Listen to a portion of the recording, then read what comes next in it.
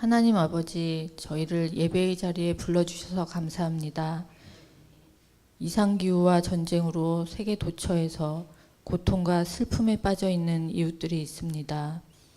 하나님께서 돌보라신 자연을 탐욕과 이기심으로 파괴하고 자기 이익을 위해 타인을 수단으로 여기는 삶 속에서 저희는 길을 잃고만 듯합니다. 주님, 저희를 긍휼히 여겨 주십시오. 세상의 욕망을 내려놓고 자기 자신과 이웃을 사랑으로 돌볼 수 있는 가난한 마음을 허락해 주십시오. 경쟁과 성공에 눈 멀게 마시고 상처받고 아픈 이들을 찾아 위로할 수 있는 애통한 마음을 주십시오. 하나뿐인 아들을 아끼지 않으신 하나님, 저희의 구원을 위해 스스로 제물이 되어 주신 예수님, 저희는 그 길을 따르겠다고 이 자리에 모여 누구에게 무엇을 내주는 삶을 살아왔는지 되돌아봅니다. 죄와 티끌에 불과한 저희의 회개를 받으시고 저희를 불쌍히 여기시고 고치시고 회복시켜 주시옵소서. 이 예배가 치유의 자리가 되게 하시며 이 자리에서 선포되는 말씀으로 저희 영혼과 골수를 찌르고 쪼개셔서 주님의 병사로 세상을 거슬러 사는 자가 되게 하여 주시옵소서. 이 시간 고통 속에 있는 세상의 모든 피조물들을 주님의 은혜로 품어주시길 간구하며 우리 주 예수 그리스도의 이름으로 기도드립니다. 아멘.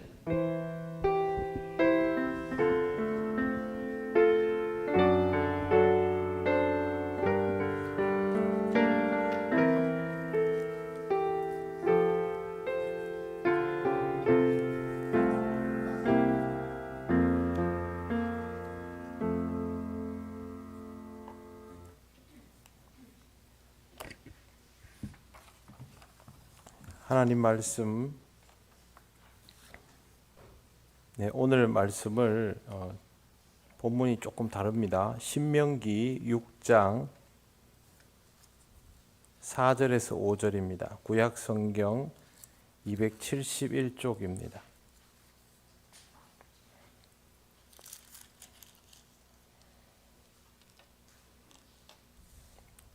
구약 성경 271쪽 신명기 6장 4절에서 5절 말씀 우리 합독하겠습니다. 이스라엘아 들으라. 우리 하나님 여호와는 오직 유일한 여호와이시니 너는 마음을 다하고 뜻을 다하고 힘을 다하여 내 하나님 여호와를 사랑하라. 아멘. 네, 기도드리겠습니다. 하나님 은혜를 감사합니다. 오늘 우리 함께 모여 주의 말씀을 들을 때에 이 말씀의 의미를 깨달으며 하나님께로 더욱 나아가게 하옵소서. 예수님 이름으로 기도드립니다. 아멘. 반갑습니다. 여러분, 서로 인사 나누시겠습니다.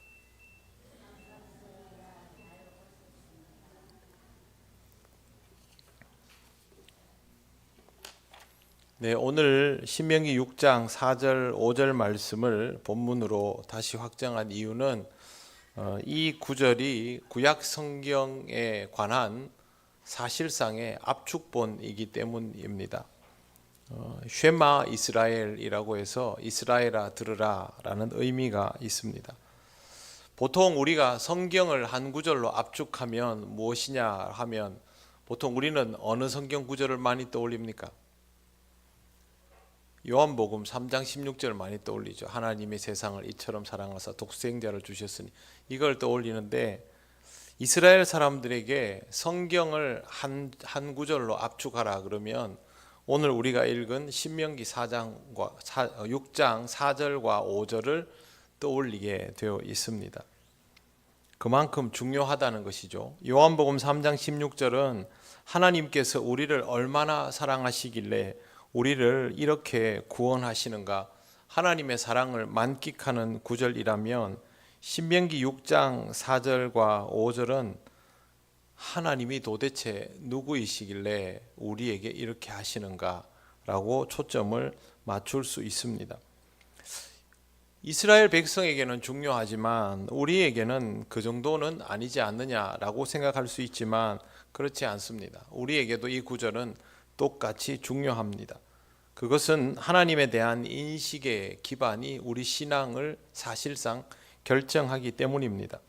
하나님이 우리를 구원하셨다는 것도 당연히 중요하지만 그 하나님이 나에게 어떤 의미인가, 또 하나님의 실체는 어떠한가 라는 것을 아는 것이 너무도 중요합니다. 그렇기 때문에 우리는 구약 이스라엘 백성과 똑같은 마음으로 오늘 우리에게 주어진 이 성경 구절을 봐야 하는 것이죠.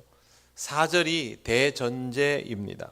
이스라엘아 들으라, 우리 하나님 여호와는 오직 유일한 여호와시니. 이 구절을 원문 그대로 직역을 하면 여호와 우리 하나님 여호와 하나이시다 이렇게 할 수 있습니다. 여호와 우리 하나님은 하나인 여호와라고 표현이 되어 있는데요. 여호와 우리 하나님 여호와 하나 이렇게 되어 있습니다. 풀었으면 우리의 신인 야훼는 오직 하나인 여호와시다. 여기에서 신은 엘로헤누입니다. 신이라고 부를 수 있습니다. 첫 번째, 야훼는 우리의 신이다 라는 의미입니다. 여호와라고 번역된 우리말은 사실 이 히브리어 성경을 그대로 옮겨 놓은 음가는 아닙니다. 야훼라고 하는 것이 오히려 조금 더 정확한데, 여호와는 이제 미국식 표현이라고 할 수 있죠. 야훼는 여러 번 설명드렸습니다만 존재 동사의 복수형 보통 명사입니다. 그러니까 그 존재한다는 말을 복수형을 붙여서 명사를 만든 건데, 그렇게 하면 있는 이가 아니라 계시는 이가 되는데 복수형을 붙이면 신에게 붙이는 게 됩니다.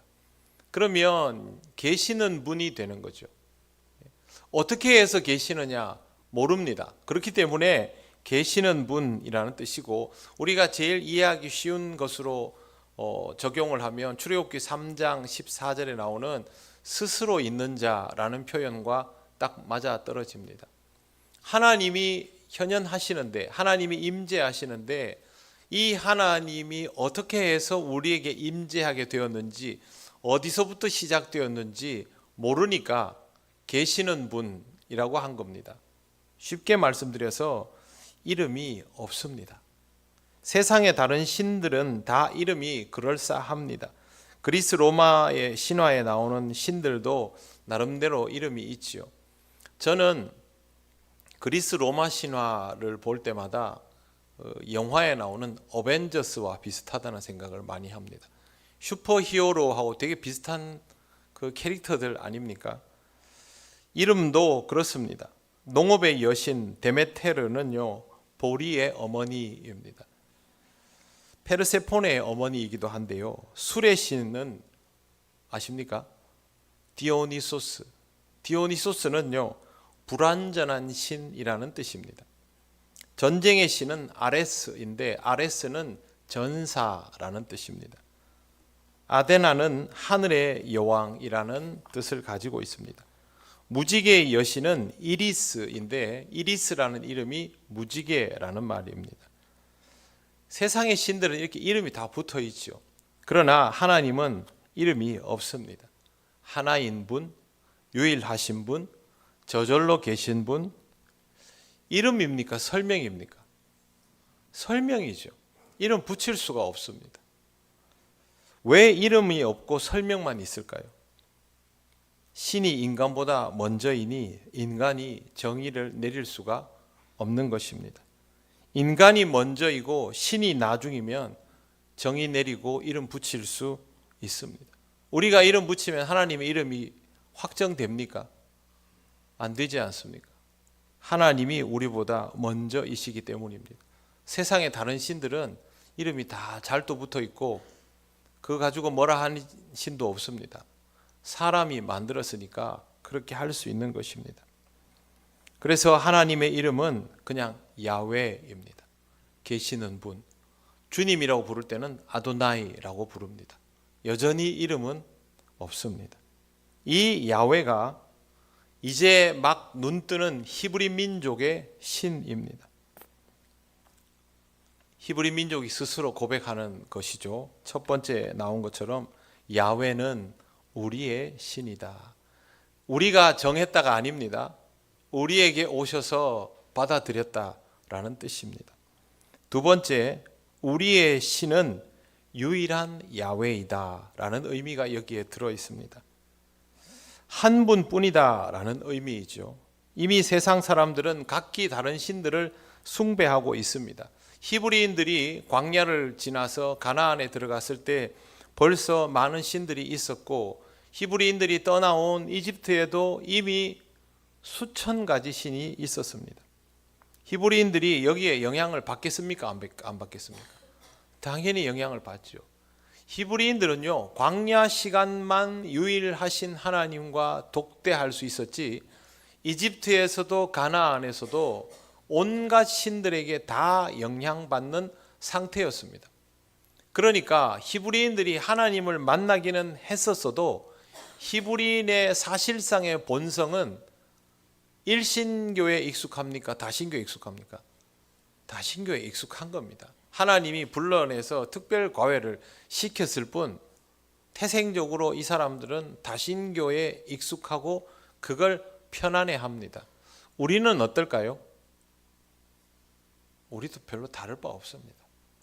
우리도 그리스도인이지만 다신교적 종교 정서에 익숙합니다. 유럽 사람들은 좀 일찍 했으니까 다르지 않을까? 다르지 않습니다. 인간은 다 자기 기호에 맞는 신들 스타일에 더 손이 가게 돼 있고 마음이 가게 돼 있습니다. 그러니까 하나님이라는 대상은 인간의 종교심에 대하여서는 굉장히 역설적입니다. 인간이 신을 필요로 하기는 하는데 하나님은 인간이 필요로 하는 형태의 신이 아닌 겁니다. 그래서 역설적입니다. 그런데 성경에는 우리의 신은 유일한 야훼이다. 세상의 야훼는 한 분뿐이다. 그러면 나머지는 뭐라는 말입니까? 가짜라는 말이죠. 하나님만 진짜이고 나머지는 가짜라는 겁니다. 이것이 이스라엘 신앙생활의 전제 조건입니다. 이스라엘 사람들이 하나님이 나를 믿어라, 나는 너희의 하나님이다, 너희 조상의 하나님이다, 내가 너희를 약속의 땅으로 데리고 가리라. 그러면 우리는 그러면 바알이나 아세라를 선택하지 말고 하나님을 선택해야 되나? 그런 차원이 아닙니다. 하나님의 방식은 뭐냐 하면 너희는 나를 믿을 수밖에 없다입니다. 왜? 나만 진짜이기 때문에, 나머지는 가짜이기 때문에 그렇게 하시는 겁니다. 내가 믿는 신만 진짜라면 나에게 또 우리에게 임재하시는 신만 진짜고 다른 건 전부 가짜라면 할 수 있는 선택은 뻔합니다. 그분만 섬길 수밖에 없습니다. 4절은 우리에게 역사하시는 신 야훼 여호와만 진짜이고 다른 것은 전부 가짜이니, 그 다음 5절 말씀을 보십시오. 5절을 같이 읽겠습니다. 시작. 너는 마음을 다하고 뜻을 다하고 힘을 다하여 내 하나님 여호와를 사랑하며. 하나님만 진짜이니 하나님께만 집중해야 한다는 뜻입니다. 신앙생활은 내가 뭘 해야 해서 하는 것이 아닙니다. 하나님께서 존재하시기 때문에, 하나님께서 실제하시기 때문에 거기에서 적절하게 반응하는 것입니다. 아파트에서 엘리베이터를 탔는데 누구를 만났습니다. 어떻게 합니까? 인사해야죠. 가끔 보면 인사를 안 하는 사람이 있습니다. 그러면 저는 제가 먼저 인사를 합니다. 아이든 어른이든 저는 무조건 제가 먼저 인사를 합니다. 그럼 상대방이 어떻게 할까요? 인사해야죠. 별 수 있습니까? 제가 이미 인사해버렸는데. 그래서 그 좁은 공간에서 어떻게 그 몇 층을 올라갈 동안 서로 안면 몰수하고 있습니까? 사람이 바로 앞에 있는데 적어도 인사는 해야 하지 않습니까? 하나님이 내 앞에 계시면 우리가 어떻게 해야 됩니까? 모른 채 할 수 있습니까? 애써 내가 안 쳐다보면 하나님도 내가 있는 걸 모르겠지 이럴 수 없지 않습니까? 이미 하나님은 우리에게 드러내 버리셨는데, 존재감을 드러내 버리셨기 때문에 거기에 반응하는 것이 신앙생활입니다. 신앙생활은 다른 종교와 비교하지 마십시오. 다른 종교는 내가 평소에는 신을 필요로 하지 않다가 어떤 상황이 돼서 내 마음대로 안 되는 것을 풀어보고는 싶은데 그냥은 안 될 것 같고, 그러면 내가 이 중에 어떤 도구를 선택하면 좋을까 해서 도구로서의 신을 선택하는 게 일반적인 종교 생활입니다. 그러니까 여기도 가고 저기도 가고 할 수 있죠. 그러나 우리는 그게 아닙니다. 하나님의 임재를 통해서 하나님의 강권적인 부르심이 우리 앞에 도래해 있고 그걸 외면할 수 없어서 하나님께 반응하는 것입니다. 그러면 그때부터 하나님이 우리한테 주문을 막 넣으시죠. 이걸 뿌리치면 좋겠는데 못 뿌리치는 거죠. 그렇게 해서 시작되는 것이 신앙생활입니다. 내 앞에서 실제하시는, 내 안에서 실존하시는 하나님께 반응하는 것, 가장 적절하게 반응하는 것이 신앙생활입니다. 하나님이 어떤 존재인가를 알면 거기에 맞추는 것이죠. 진짜에게만 반응하고 진짜에게만 집중하고 진짜에게만 최선을 다하라입니다. 그렇다면 우리가 신앙생활을 제대로 하려면 제일 먼저 해야 되는 것이 하나님의 실체를 받아들이는 것입니다. 제가 주일날 몇 번 하나님의 부르심, 하나님의 임재에 관하여 말씀을 전해드렸기 때문에 더 이상 부연 설명은 드리지 않겠습니다. 신앙생활은 하나님의 실체를 받아들이는 겁니다. 이게 안 되면 신앙생활이 안 됩니다. 교회는 왔다 갔다 할 수 있습니다. 성경도 읽을 수 있고 찬송도 부를 수 있습니다. 그러나 진짜는 되지 않습니다. 여기 앉아 있어도 하나님께 몰두하지 못합니다. 여기서 내가 하나님을 만나서 누릴 수 있는 것들이 그 사람에게는 없게 되는 것이죠. 그래서 우리는 이 교회 생활이 하나님의 부르심에 의한 것임을 발견할 수 있어야 되고, 그렇게 부르셨으면 우리가 상태가 별로 안 좋기 때문에 그 부르심에 계속 이렇게 잘 반응이 되는 건 아닙니다. 안 될 때도 있습니다. 까먹을 때도 있습니다. 그럼에도 불구하고 이런 하나님의 부르심에 대해서 점점 반응해 나가는 것이 신앙생활입니다. 그런 의미에서 보면 오늘 우리가 읽은 4절과 5절이 너무도 중요한 것이죠. 여러분, 하나님에 대한 경험이 있어야 합니다. 지금 이스라엘은 하나님에 대한 경험이 아주 선명합니다. 그럼에도 불구하고 하나님의 임재에 대하여 집중하지 못하는 시간들이 너무 많지 않습니까? 그게 아직 미숙해서 그런 겁니다. 우리도 하나님의 임재를 분명히 경험했음에도 불구하고 하나님께 집중하지 못하는 수준의 상태가 아주 많습니다. 미숙함이죠. 이 미숙함을 조금씩 극복해 가는 것이 신앙의 성장입니다. 이런 성장을 위해서 5절 말씀이 필요한 것이죠. 하나님의 존재가 확실하게 받아들여지는가를 늘 묵상을 하시기를 바랍니다. 눈으로 보는 걸로 해결이 안 되는 영역이 있습니다. 눈으로 보이면 얼마나 좋겠습니까? 성경을 읽으면서 받아들여질 수도 있습니다. 또 내 일상에 일어나는 일들을 통해서 이것이 하나님께서 하시지 않으면 이루어질 수 없는 일이라는 것을 깨닫게 될 때도 있습니다. 내 눈으로는 하나님을 보지 못하죠. 그러나 하나님의 임재로 이루어지는 일임을 알게 되는 겁니다. 긍정적인 일일 수도 있고 부정적인 일일 수도 있습니다. 사탄의 시험을 받는 것은 어떻게 받을 수 있습니까? 욥기를 보면 하나님이 용납하셔야 할 수 있는 일이에요. 그것도 마찬가지입니다. 내게 일어나는 모든 것들을 통하여 선을 이루시는 하나님이시기 때문에 그런 모든 것들이 하나님의 임재 경험이 되는 것입니다. 5절은 구체적인 방법인데요, 마음을 다하고 성품을 다하고 힘을 다하여 라고 되어 있습니다. 다 해야 할 것이 세 가지이고 이것은 사실상 우리의 모든 것을 다 동원하라는 의미입니다. 첫 번째, 마음은 히브리어로 레바브입니다.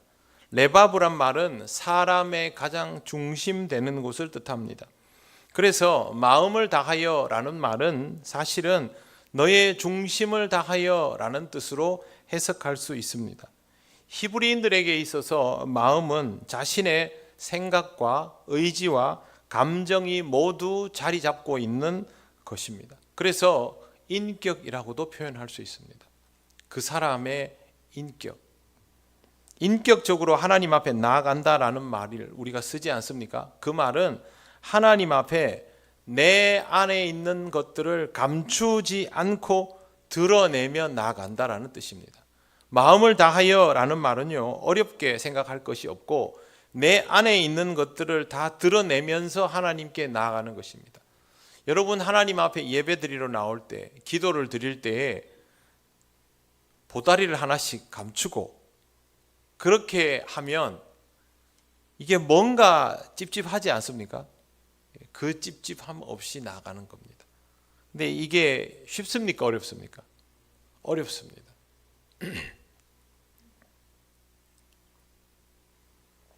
하나님 앞에 이걸 다 들추어서 하나님이 내 중심을 다 보신다는 걸 알면서도 이걸 다 꺼내는 게 쉽지 않습니다. 마음을 다하여는요, 그걸 꺼내는 걸 말합니다.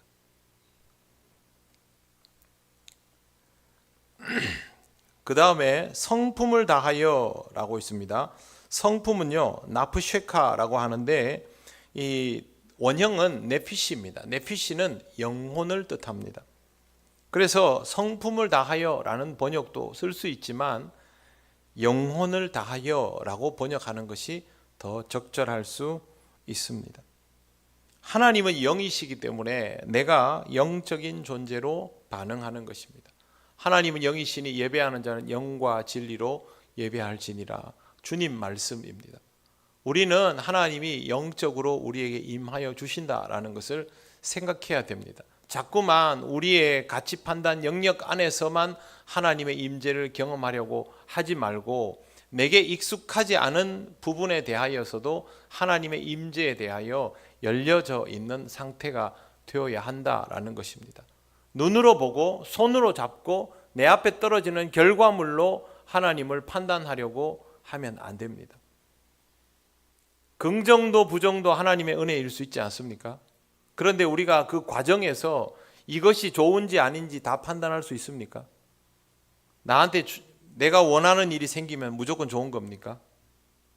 내가 원치 않는 일이 생기면 무조건 나쁜 겁니까? 그렇게 말할 수 없죠. 그렇죠? 네, 제가 새옹지마를 가지고 예를 들어드렸지만 그렇게 말할 수 없습니다. 우리는 우리에게 일어나는 좋지 않은 일을 통하여 하나님을 찾고 하나님과의 관계가 좋아지기도 하고, 우리가 바라던 일들이 일어남을 통하여 오히려 하나님을 필요로 하지 않게 되기도 하는 수준의 존재입니다. 그러니까 액면가만 가지고 말할 수 없습니다. 그렇게 되지 않으려면 하나님과 항상 영적으로 교감해야 됩니다. 여러분에게 좋은 일이 있을 때도 하나님 앞에 겸손히 엎드리며 하나님, 저에게 무엇을 원하십니까? 라고 물어야 하고, 여러분에게 좋지 않은 일이 있을 때에도 하나님 앞에 겸손히 엎드리며 하나님, 저에게 무엇을 원하십니까? 라고 물어야 합니다. 왜 예수님께서 저녁 시간만 되면 산에 올라가서 기도를 하셨을까요? 사람들의 환호를 뒤로하고 기도하신 이유는 무엇일까요? 하나님의 뜻을 아는 것이 제일 우선이기 때문입니다. 주님이 기도하시는데 우리는 얼마나 배짱 좋게 이 세상을 살아갑니까? 여러분, 하루하루의 삶이 내 마음대로 사라집니까? 한순간이라도 내 마음대로 사라집니까? 안 되지 않습니까? 여러분이 예상하는 것들을 너무너무 많이 벗어나지 않습니까? 네. 근데 어떻게 이걸 그렇게 담대하게 살아가십니까? 하나님께서 우리에게 끊임없이 말씀하시는 것이 있습니다. 그것들에 대하여 늘 깨어 있는 것이 영적인 삶입니다. 하나님은 영이다라는 말을 잘 이해하시기를 바랍니다. 그 다음에 힘을 다하여라고 되어 있는데요, 이 히브리어로는 메오데카입니다. 힘을 다하여는 여기 메오드라는 말은요, 넘친다는 표현이 있습니다. 그러면 그냥 막 힘을 쓰는 게 아니고요, 넘치도록이라는 의미입니다. 하나님 앞에 나올 때는 넘치도록 내가 할 수 있는 그 이상으로입니다. 신앙생활은 하나님과의 만남에 대한 내 정성은, 내 의지는 내가 할 수 있는 만큼이 아니라 그 이상으로 해야 한다라는 뜻입니다. 실제로 신앙생활은 힘에 부치도록 하는 것이 정석입니다. 그래야 최선을 다하게 되고 집중하게 됩니다. 무언가 부족하다 여겨질 때 이런 마음가짐이 유지가 되는 법입니다. 그래서 신앙생활은 내 힘 정도라고 생각되는 것보다 항상 조금 더 하십시오. 그 조금 더에서 느껴지는 나의 부족함에 하나님의 은혜가 부어짐을 경험하게 됩니다. 그게 아니고 신앙생활을 내가 할 수 있는 만큼만 하면 항상 나는 그만큼입니다.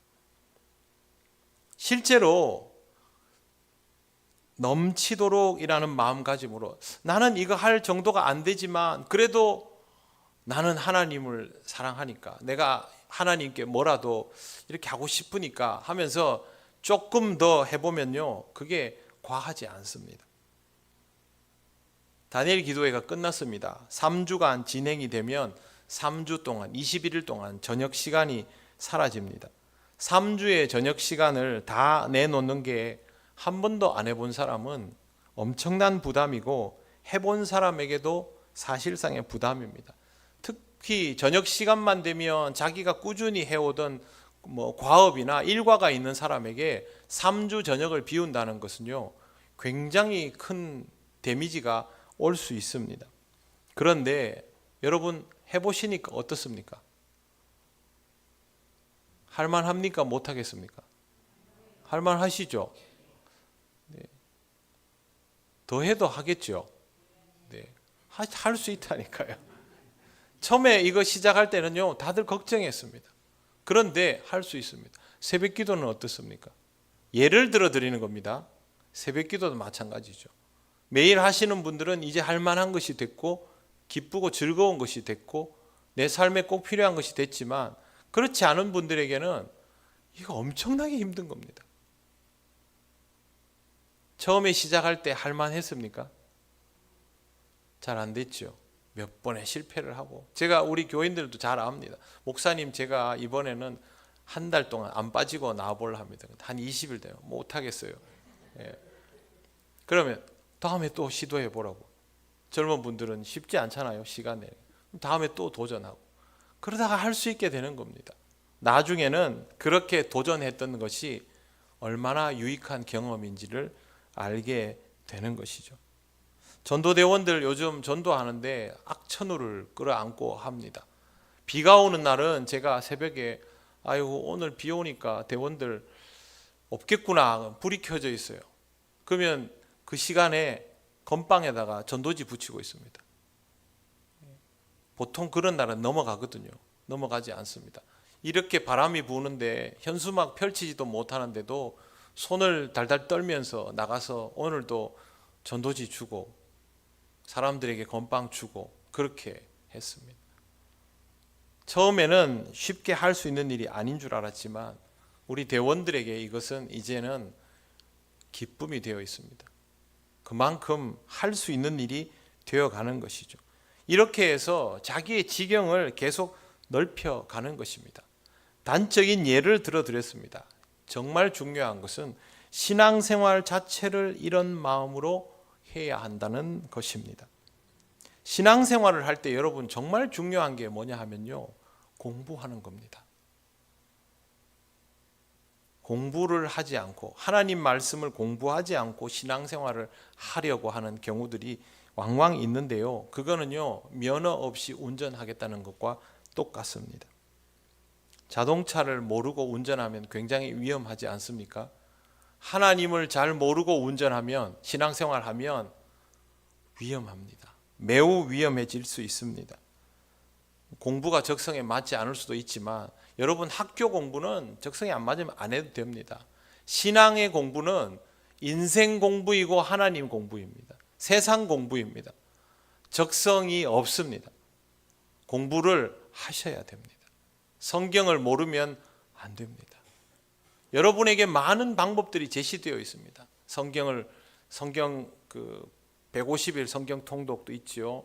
성경을 암송하는 방법도 있지요. 성경 공부도 있지요. 수요일, 주일, 새벽마다 하나님 말씀 계속 들을 수 있죠. 물론 말씀을 선포하고 그 말씀을 듣는 것이 은혜입니다만 저는 이 모든 자리가 우리에게는 공부의 자리라고 생각합니다. 내 것으로 소화시키는. 그래서 조금이라도 예수님을 더 알고 조금이라도 하나님을 더 알아야 뭘 하나님하고 말문이 트일 거 아닙니까? 하나님이 어떤 분인지를 모르면서 내가 하나님 앞에 어떻게 엎드려야 하는지, 어떻게 나아가야 하는지, 내가 뭘 하면 하나님이 싫어하시는지, 뭘 하면 하나님이 버선발로 뛰어나오시는지 그거 알아야 할 거 아닙니까? 그걸 전혀 모른 채로 그냥 나한테 익숙한 방식대로, 내가 하는 방식대로 그렇게 한다고 해서 그게 정성이 되지 않습니다. 꽃을 싫어하는 사람에게 프로포즈를 한답시고 데이트하자고 매일 꽃을 선물하면 어떻게 되겠습니까? 좋아합니까? 제가 결혼하고 군대를 갔거든요. 그래서 한 번은 타이밍이 맞아가지고 결혼 기념일에 맞춰서 나올 수 있어서 장미를 이만큼 사가지고 갔습니다. 아내한테 줬습니다. 무슨 소리 들을게요?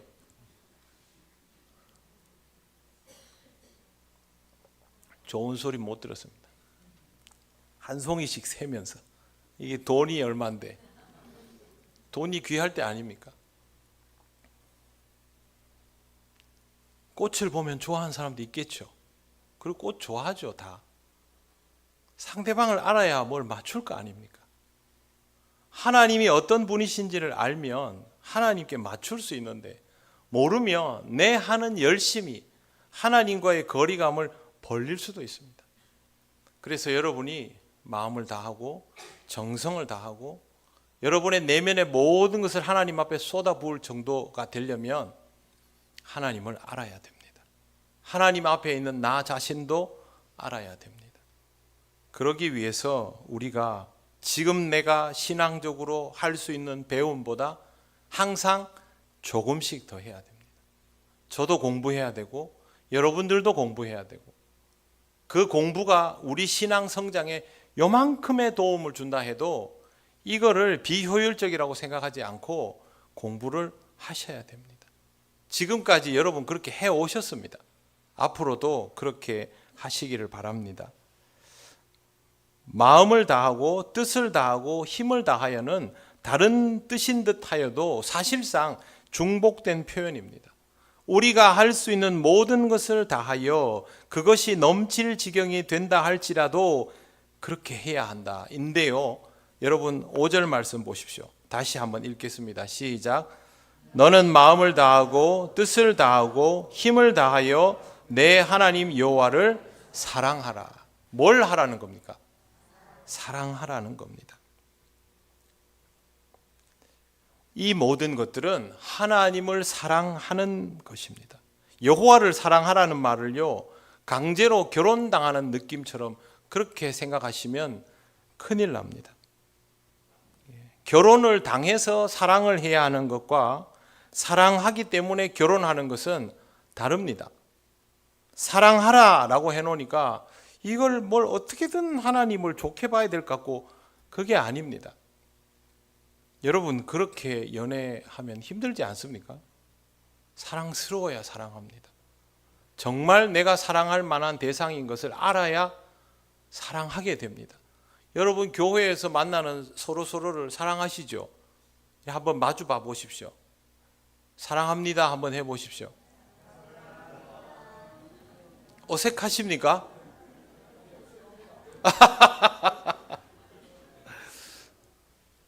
어색하지 않죠?